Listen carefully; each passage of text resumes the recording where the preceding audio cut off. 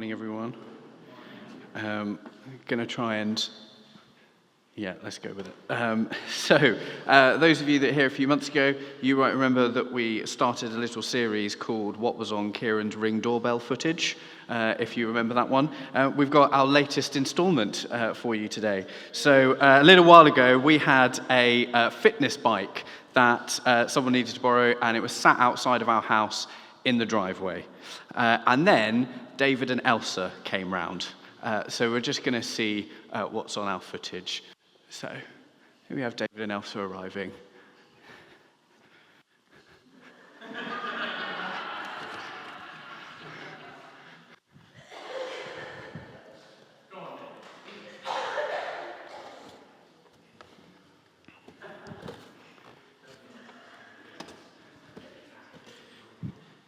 Just keeps on going.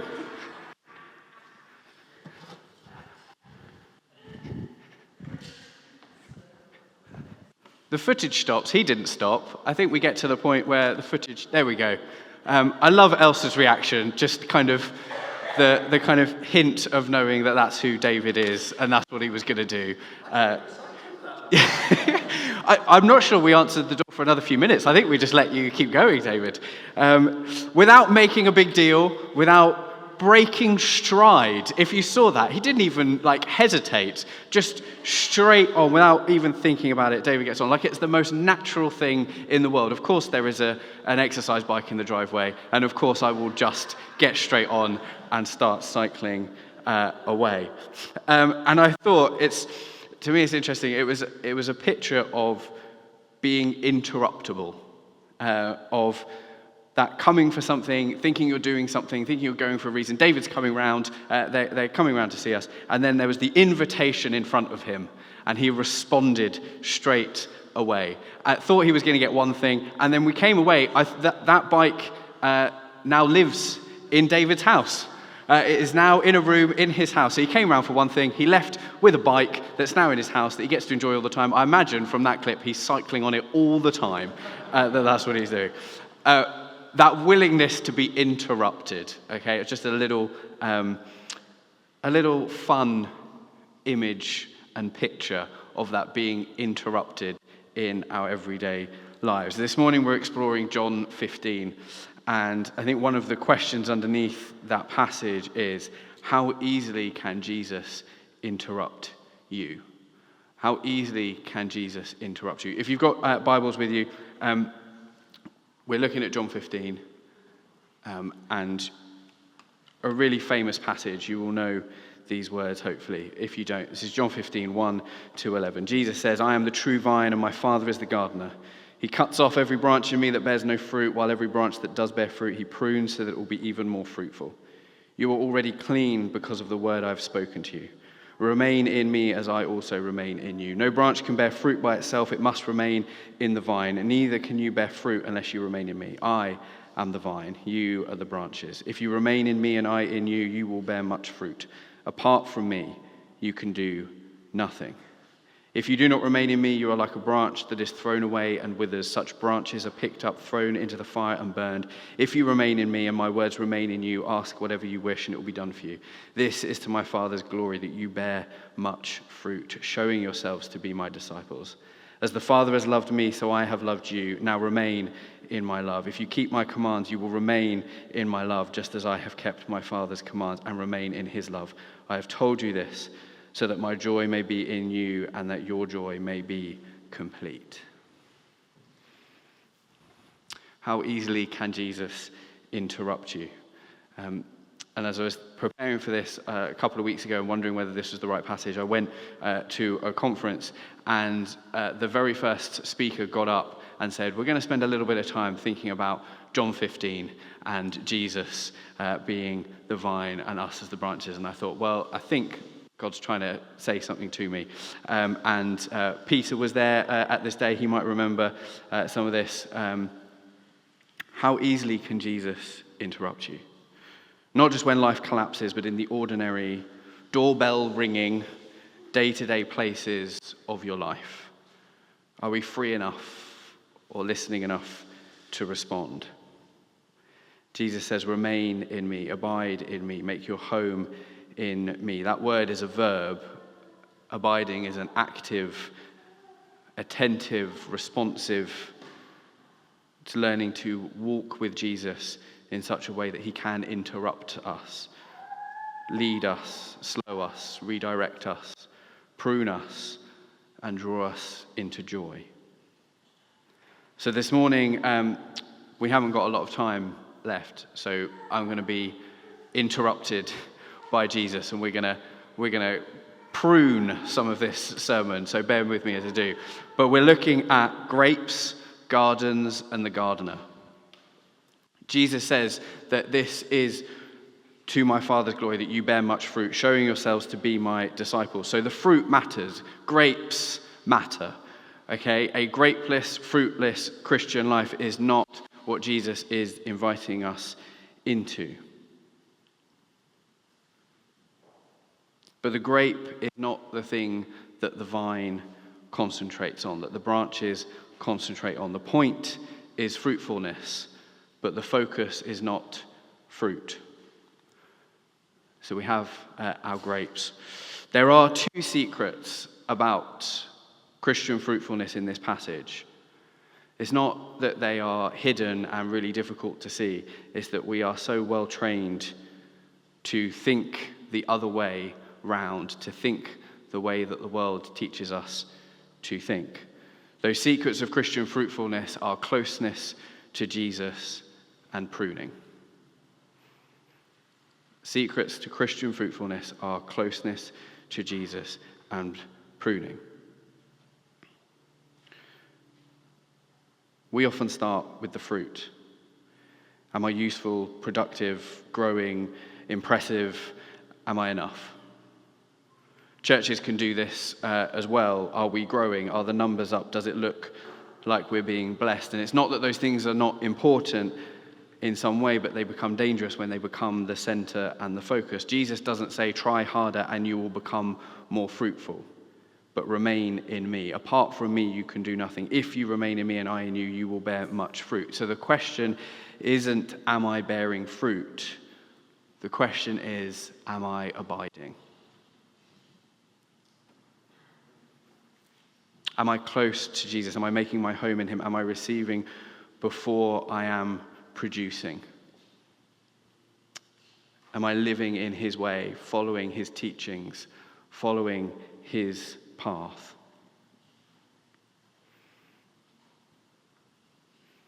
So, a few weeks ago, David preached and he came up with some excellent PowerPoint graphics and work. This one tops it, I think. This one's even better, okay? So, forget your grapes for a moment, okay? Forget the grapes.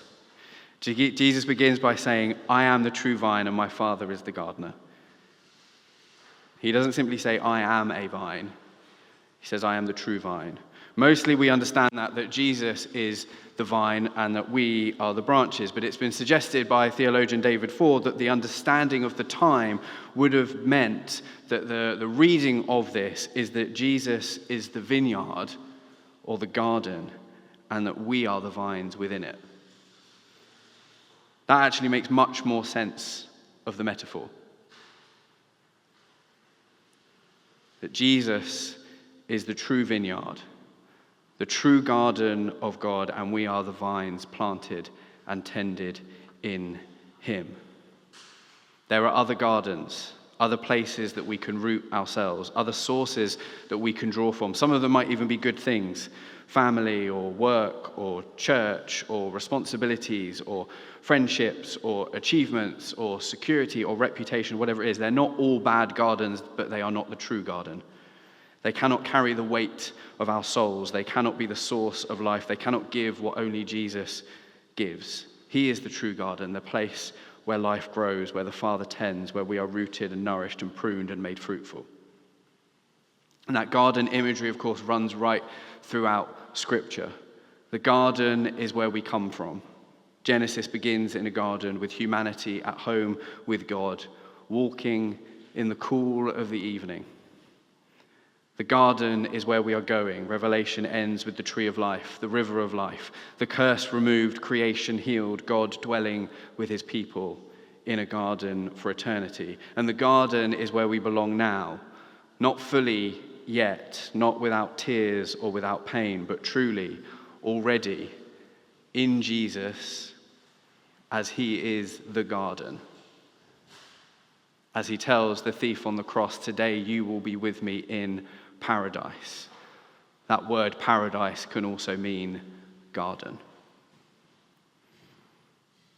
Dwell here, make your home here, now, here on earth. That word remain or abide, as you hear that passage, is repeated again and again, like Jesus is slowing us down to hear that word. Remain, stay, dwell, make your home. Don't rush past this. Don't try to skip it.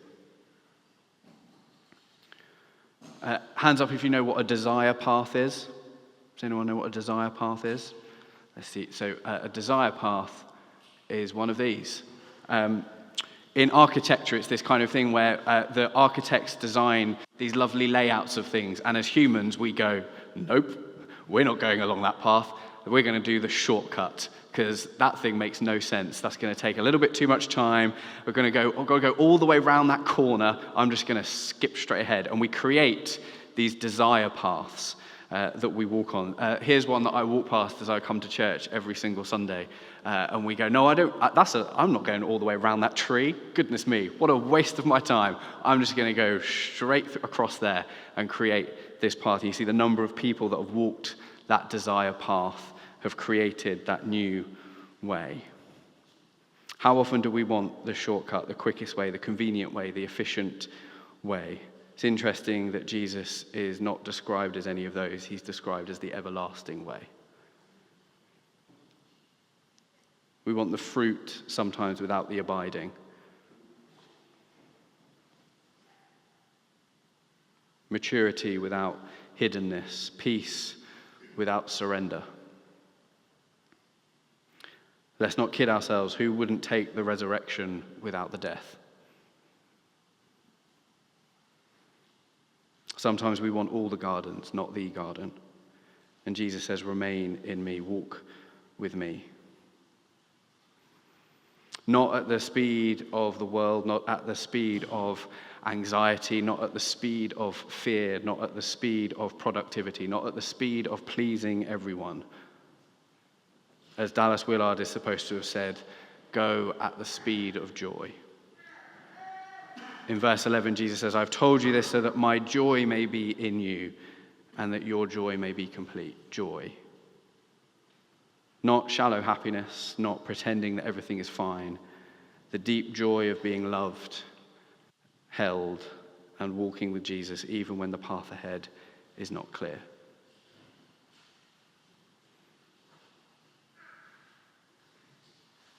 I saw this on another path recently.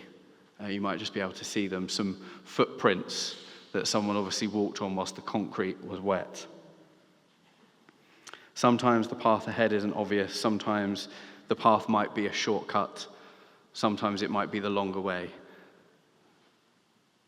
The question is actually, is it the path that the feet of Jesus are walking on ahead? Sometimes that might be easier to see than others. Maybe the focus of that today for you is to be interruptible. Going at the speed of being interruptible. He's not asking us to manufacture the path. He's asking us to follow in his footsteps. We can function for a long time without abiding. We can keep going, we can keep turning up, we can keep being responsible, but joy quietly leaks away. And Jesus links joy with abiding. Not productivity, not success, not being needed. Joy comes from remaining in his love. Do you have time in your life to enjoy Jesus regularly?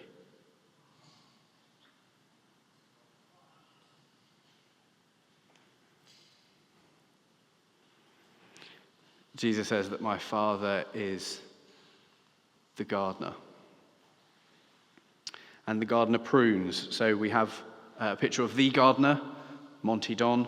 He has actually got some secateurs in his hand. He is there pruning, the gardener pruning. Everything that abides in Jesus will experience pruning.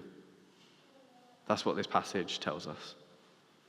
Everything that abides in Jesus will experience pruning. And I want to be careful with the language that we use, because we can get it a bit messed up and a bit mixed up, and something hard happens and we quickly say that, well, God is pruning you. Or a church shrinks and we say, God is pruning us. And sometimes that is a way for us to control the narrative. That's what we love to do as humans. We want to control the narrative because grief makes us uncomfortable. Not all loss is pruning.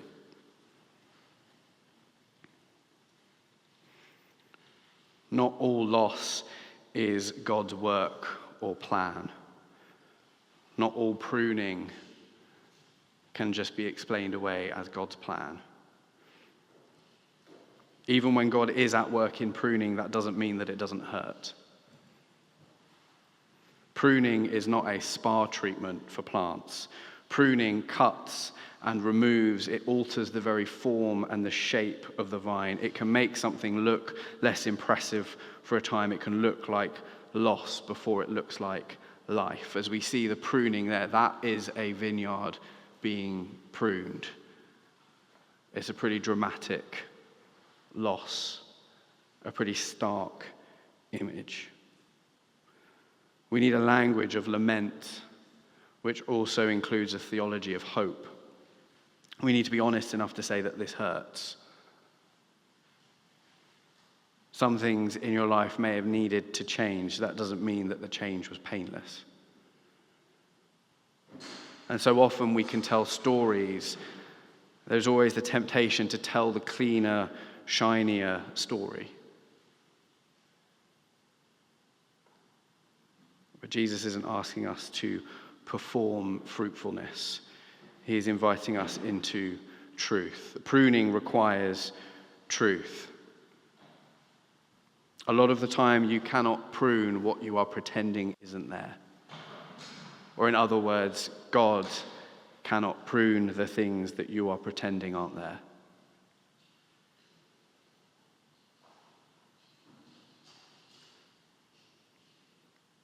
Perhaps that's because you've not been allowed to grieve something, because we're so quick to rush to say it's all good. Sometimes it's not all good. But God is good. The gardener is good. That is the truth. And the Father's pruning is never careless. It's not punishment. Jesus even says that the fruitful branches are pruned. The fruitful branches are the ones that are pruned in order to create more fruit. Pruning is because there is life, and the gardener knows what that life can become. Often for more or greater growth, not settling for the small growth that our expectations can live with, but something more than we can ever imagine. In gardening, there are rhythms. Those this week that have been out in the sunshine, who have been gardening, will know of sometimes the hard work, the consistency. There is trimming back so that the energy goes into the fruit rather than just more leaves. There's cutting back exhausted wood so that there can be fruit in a new season.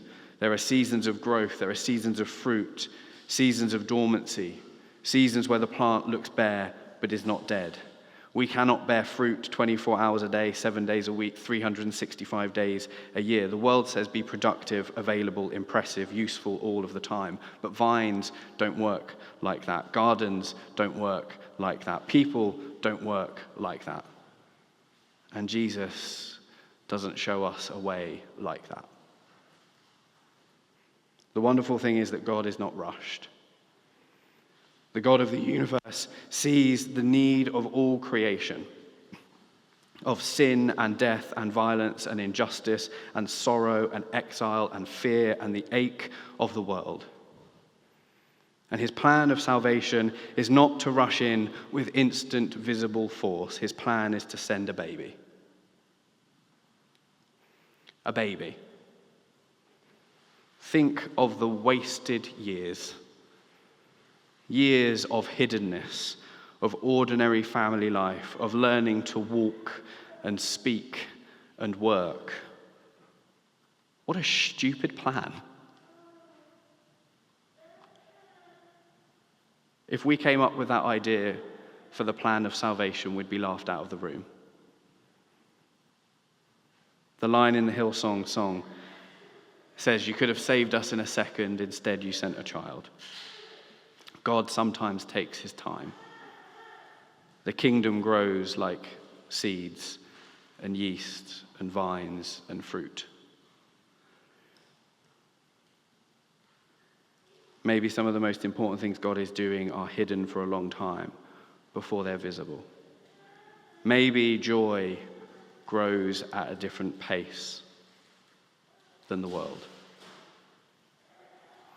Jesus lived this way before the miracles, before the teaching, before the crowds, before the cross. The Father says, "You are my Son, whom I love. With you I am well pleased." Before achievement and acceptance, before usefulness, belovedness, and before fruit, abiding love.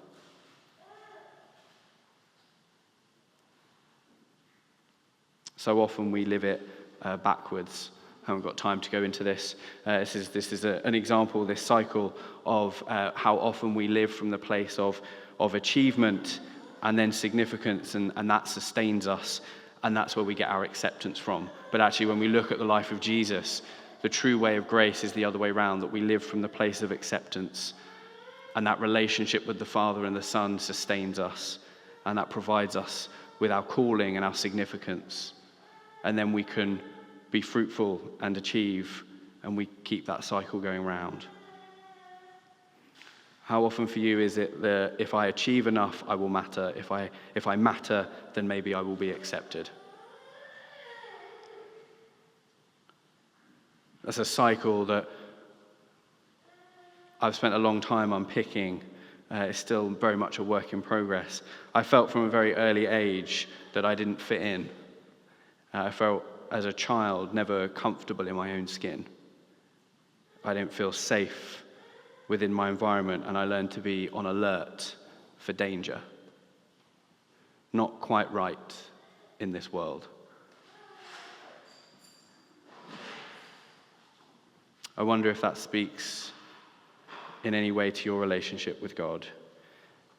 Jesus says, "Remain in my love." Start there, live there, make your home there. And yes, the grapes will come, but the fruit comes as the result of abiding, not as the condition for being loved.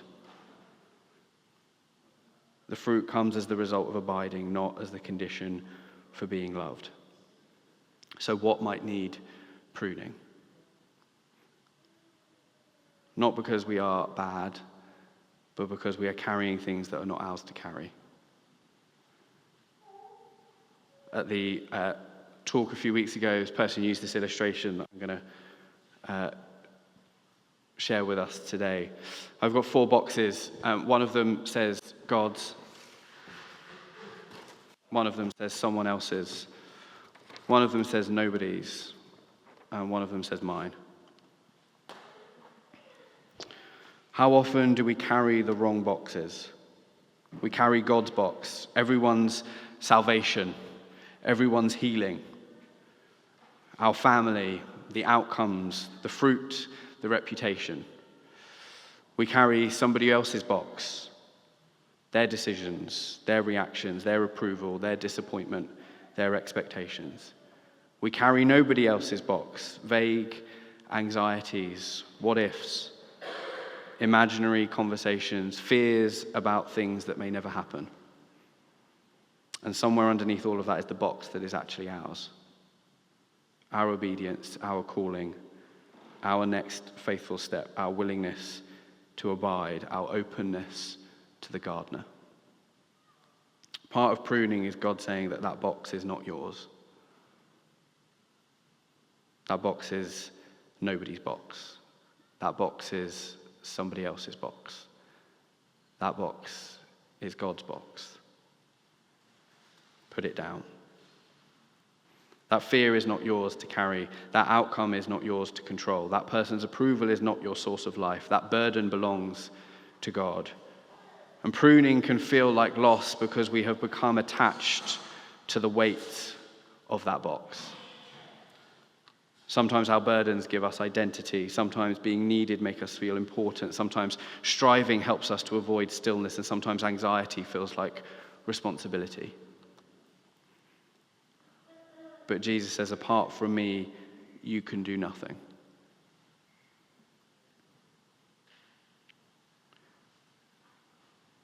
If apart from Jesus, I can do nothing, I can stop pretending everything depends on me. I can stop carrying God's box. I can stop trying to force the fruit. I can return to abiding. That doesn't mean that the things in your box are all easy, but it can provide clarity and calling.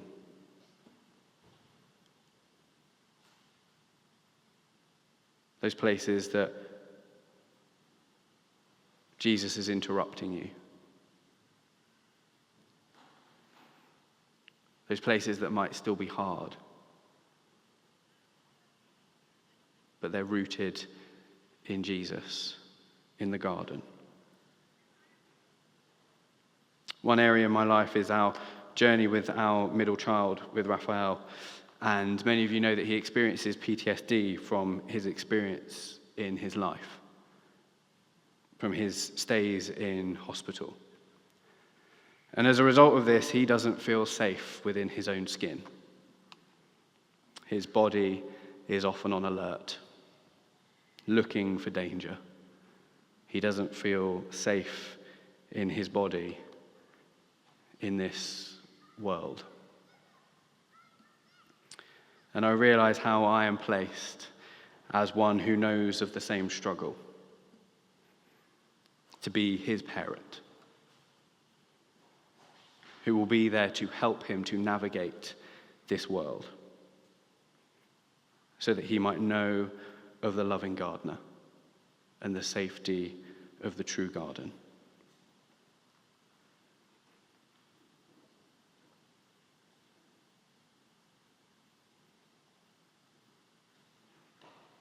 Maybe there are things in your life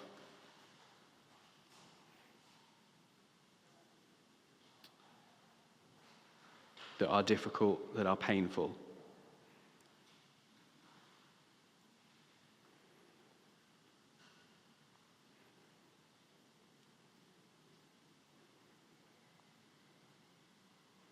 Maybe there are things that feel like graves.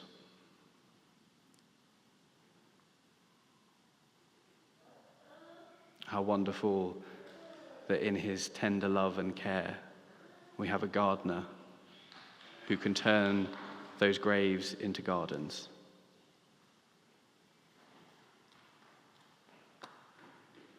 So I want to finish with 3 questions.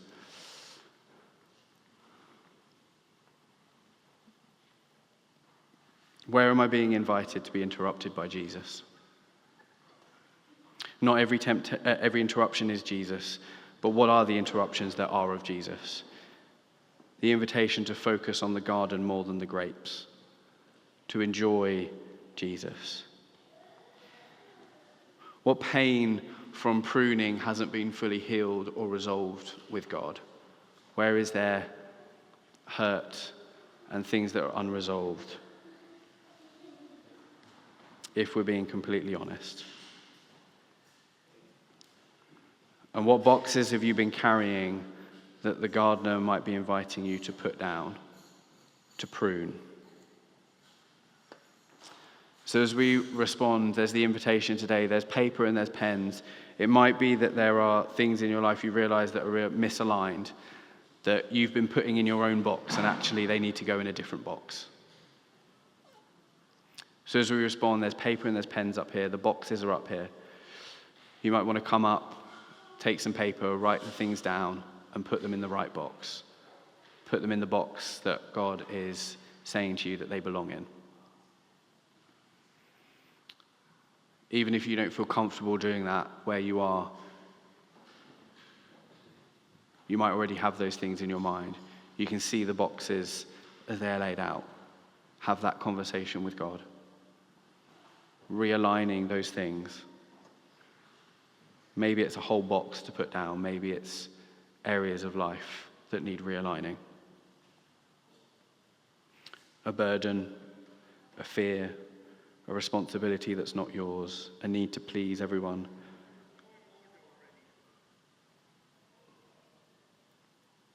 Jesus says, "Remain in me, as I also remain in you. Apart from me, you can do nothing. If you remain in me and I in you, you will bear much fruit. I have told you this, so that my joy may be in you, and that your joy may be complete." So receive this as an invitation. Receive the tenderness of the gardener in the garden that is and always has been and always will be our true home. Go at the speed of joy. Trust that the grapes will come. Let's just take a moment as the band come up. If as they lead us in response in a song, you feel that you want to come forward, make use of that paper, make use of those boxes, then please do. If you would like prayer for anything, then there'll be people at the front. You can come forward, receive prayer. And as we finish today, when we finish, you don't need to rush on. If you want to take the time then to come and use the boxes, if you want to use the time then to receive prayer, then please do. But let's turn to worship.